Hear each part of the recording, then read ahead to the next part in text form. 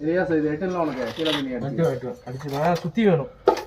First time அடிச்சிட்டு இறங்கிட்டேன். ஆமா இறங்கி வச்சுங்க அவ்வளோதான். சுத்தி இருக்குண்ணே ஒன்றும் சுத்தி எங்க இருக்கு எடுத்துருவா. கட் பண்ணி இங்க இருக்கா.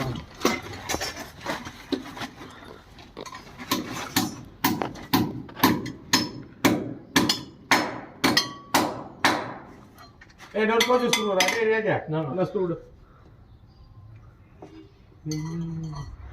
கட்ட நடுவில் சுற்றி தட்டிக்க வண்டி போய்